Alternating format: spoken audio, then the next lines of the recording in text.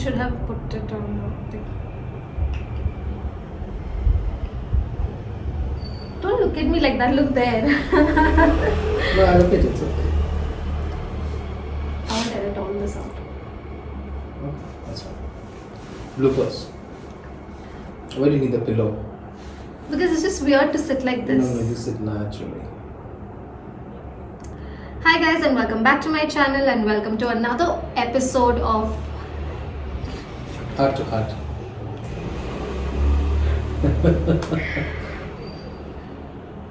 Hi guys, and welcome back to my channel, and welcome to another episode of Heart to Heart. Today I have a very special guest with me, Paul Deepak. Thank you for having me. Thank you for agreeing to do this. So usually what happens is, on all of my episodes of Heart to Heart, we usually talk from a girl's point of view, and it's usually about what girls want and all of that. So I thought it would be nice if you could speak for the boys, because I get a lot of messages where boys are like, oh, but do you know even girls do all this, we are not the only one, and stuff like that. Okay, so in today's episode we are going to talk about why do relationships fail and keys to a healthy, happy relationship. Pretty important topics. But before we start, I'd like to say that whatever I share are my views, my opinions. It's not imposed on anyone. Also want to make sure that this is not I'm not trying to defend guys. It's not a versus. And I think more than speaking for the guys, I want to speak generically on just the topic by itself and how it's approached, if that's okay. Okay. Yeah, so the first thing is, why do relationships fail? What do you think? I think the biggest reason for relationships to fail is the lack of us understanding ourselves in the first place. And I say this because in the time that we are in, most of the times, when we come across couples dating, it's usually at a very young age. I'm sure you would have had a crush when you were in school, and I think all of us have had a crush in school. But in our time, it was all the more, a big deal to have a boyfriend or a girlfriend. If someone was dating, the whole school knew about it. It had to be hush-hush sometimes. If the teachers got to know, that we were taken to the principal's office. It was a little difficult during our time. Yeah. Just because we're saying our time doesn't mean we're very old, but there's a lot of difference from the 90s and early 2000s to now.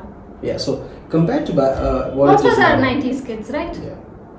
So compared to what it is now, now it's just out there.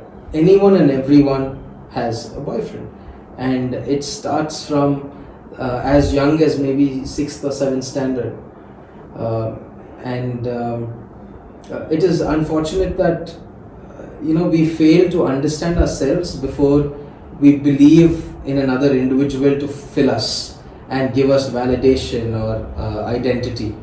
So I think that's one of the biggest reasons why relationships fail, because we are in the mindset of seeking for love, seeking for attention, only because we want the best for us. And having that thought and getting into a relationship where two people have no idea of who their identity is and how each of them are trying to battle each other to place their identity stronger than the stage of love they are in. So I think that's, I don't know if it makes sense. It does. But that's, I think, one of the things that pops out for me in my head. Do you have something in mind? For me, I think social media is like a big problem. Because I feel like nowadays it has become so important to show off your relationship online and to get validation from others, and nobody is keeping anything private anymore. Yeah, and also I don't understand this. People think that having your love life out in social media is showing how much the guy or the girl means to you, but it's actually the other way around.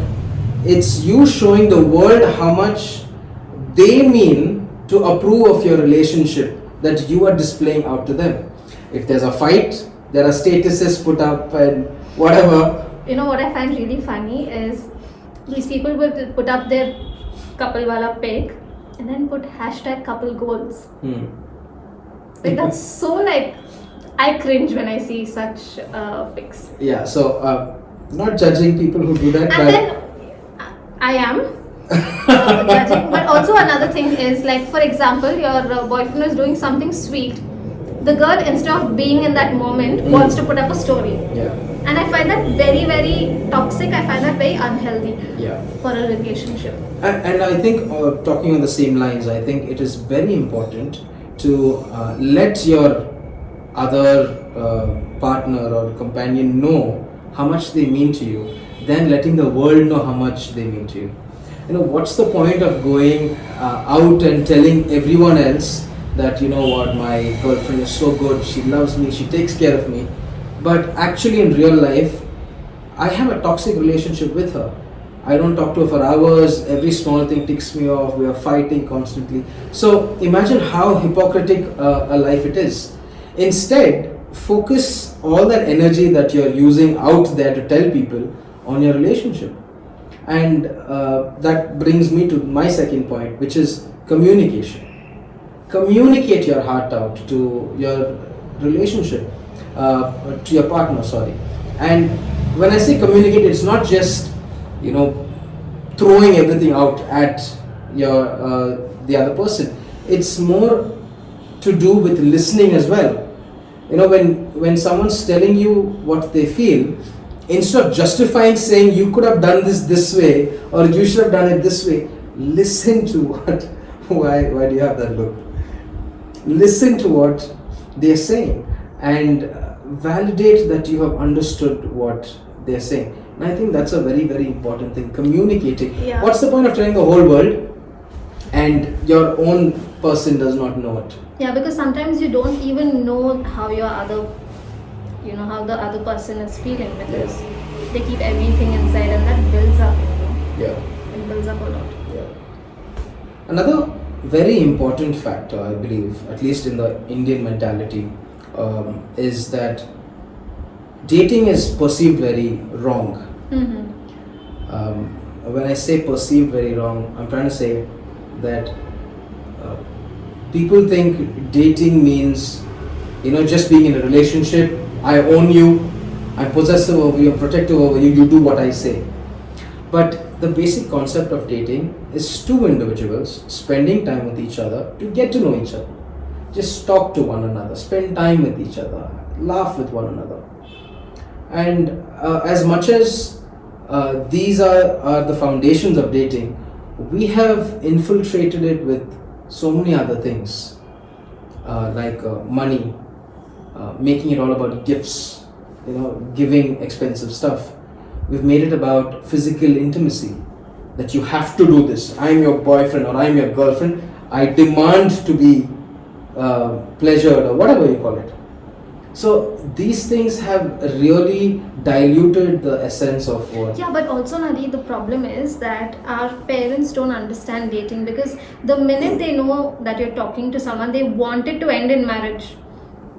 You cannot, like in India especially, you cannot date 2-3 people. Like, okay, I got to know you, it's not going to work out, so I'm going to get to know someone else. Because then you know how it's going to look. Well, see, that's what I'm trying to say. It is the mentality of people who think dating means it has to be two friends can go on a date. You can go on a date with your father, you can go on a date with your mother. Just get to know how that day was, what's happening in their life, spend time with them, laugh with them, giggle with them. That's dating.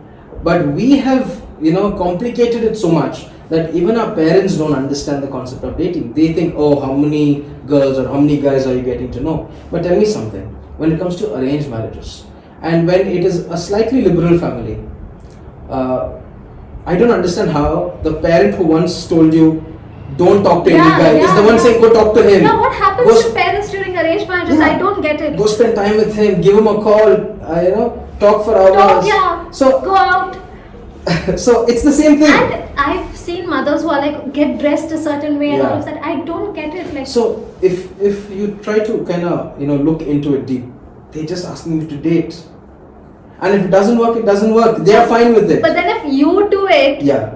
then it's a problem. So I think as parents, I don't know if it's too much to ask from our parents of our time, but I think upcoming parents or young parents can analyze and understand what they went through, and maybe not do the same mistakes that parents made, and be more open-minded, because life is not becoming any easy for anyone. It's Sure. becoming more difficult day by day. The world is becoming worse day by day. You cannot keep on doing the same things you once did. You need to evolve with knowledge and understanding, and with the way you function with your children. Yeah, but I Things like think with Indian parents, they never trust their kids, decision making qualities, and another thing is that they just do not want to lose control of their kids. Yeah. Like they want to constantly control the child, no matter what you are. Yeah. How old you are, like at what age you are, like 30s, whatever it is, they can never trust you that you can make the right decision. Yeah. You know? You're right. You're right. So I think that's crazy. But again, now tell me from a guy's point of view, what is one thing that you wouldn't want your girlfriend to do when it comes to your relationship and social media? Okay. Old memories? Let's not give any attention, unnecessary attention to anyone. I think the biggest thing you can give your partner, boy or girl, is attention. The fact that you want to share your the attention you get with so many other people, I don't approve of that. If I'm there giving you attention, that should be enough. You don't need validation from so many others, and to get that, posting certain content on social media, I don't approve of that. Yeah, because I've seen so many stories where the boy is maybe giving a rose to his girlfriend or something, and instead of being in the moment, you'd see her record him and put stories and stuff like that. Yeah. I don't think you need to tell everyone your private matters. Yeah, but I'm I'm talking more on the lines of if I find you beautiful, and if I find you attractive, that should be enough. At least for me, that's my personal thing. I don't want my girl or my girlfriend out there posting unnecessary content to gain attention. And make it look like what she's getting not enough. I mean, yeah, that would be my one thing in relation to social media and my girlfriend, which I wouldn't want. So the next thing that I think is one of the reasons why relationship fails is because of lack of respect. And what happens, and I'm going to speak from a girl's point of view, okay? No offense, I'm not trying to bash boys and all of that. But when you guys like a girl, you'd run after her, you'll do everything, and give her everything she wants, do everything, go out of your way. But the minute you get the girl, you think it's not important anymore. And then as time goes, you take that for granted, and then there's lack of respect. You feel like it's not necessary to respect her anymore. So during fights, there's words and stuff like that. I'm not bashing boys, don't give me that look. But I'm just saying. Go for it. So I feel like that is one of the reasons. Why is it that you all just change, flip like that once you get the girl? Okay. Let me just elaborate and correct a few statements here and there which you said. First thing, I don't think all that you mentioned is a guy thing. It happens even with women, even with girls.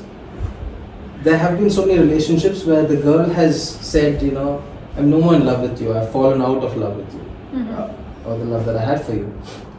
And she's just moved on because she's found someone else. So all that you just mentioned is also found in women. So it's not a gender-based thing, but I'll tell you what it is. We all come from different backgrounds, and we are very different people based on nurture and nature. But there are some things which are common that are different in with respect to our gender. Okay, and one of the most important thing is the understanding of love and respect. For a guy, now I'm saying this with reference to where my understanding comes. So I read in the Bible that I've read in the Bible that the Bible says men should love their women and women respect your men. And I've always wondered, why didn't the Bible say men love, provide, protect, respect your women? And why didn't the Bible tell women love, take care, nurture and respect your men? Instead it focused on only two different things, right? And that is love and respect. It is because naturally it is very, very difficult for a man to constantly love a woman and for a woman to constantly respect a man. It is difficult.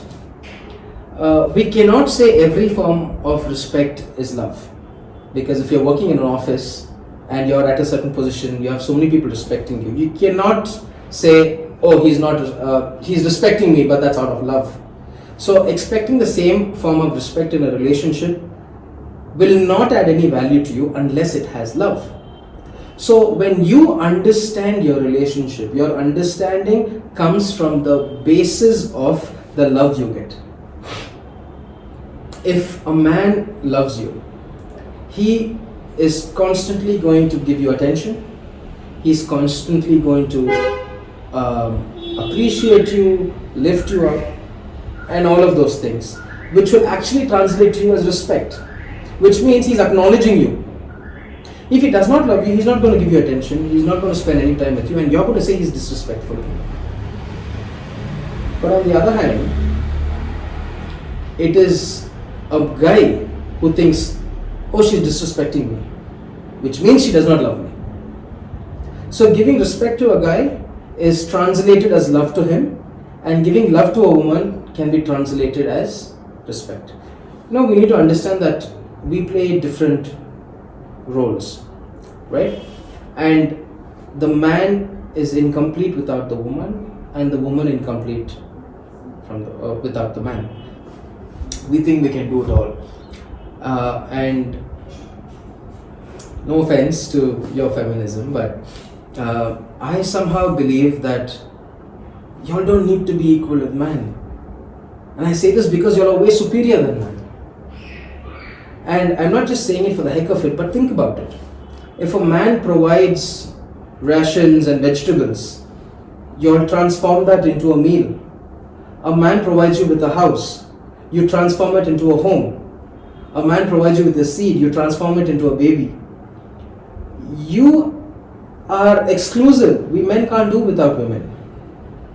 So it is only in one aspect that we are set apart, which is strength. And that is for us to do the physical activities needed to provide for you. And if a man thinks he's greater because he has strength and he looks down on a woman, then I think that's his stupidity. Nevertheless, you'll need to acknowledge that a man's responsibility and role is way different from yours. And that goes in a relationship as well. If that is understood by a man and a woman, then there is a connection of deliberate submission. We always come across this topic of submission. You have to submit to me. And we think submission is such a bad word. I remember the first time when we were talking, and or maybe because you've watched my videos and stuff like that, you always thought I was a very feminist and strong-headed female. And that is when the topic of submission came, because I told you that when I'm in love with someone, when I love someone, I submit. I'm no longer the strong-headed, I'm no longer the feminine. I am a feminist, but I'm not like that, strong personality, because I submit to the people I love. Right? So that's what I'm talking about. Deliberate submission. Instead of seeing it as a negative word that you have to be under me, saying and it's, let me clarify, it's not something that is expected from a woman alone. It is from a man too. A man can submit to his woman. There's nothing wrong in that. If you love your wife or your partner, your girlfriend, whatever, you don't need to show dominance, because you're going to treat her like a queen and she's going to treat you like a king. And another important, I think I will cover that in the next couple of questions. But I think this makes sense, that our perspectives are different, and how we understand love and how we understand respect is totally different. And both of us want the same thing, but it is understood through different things. And that is one of the reasons why relationships fail, because that's not understood. Yeah. Okay, we'll take a break and then come back and talk about healthy relationships. Okay.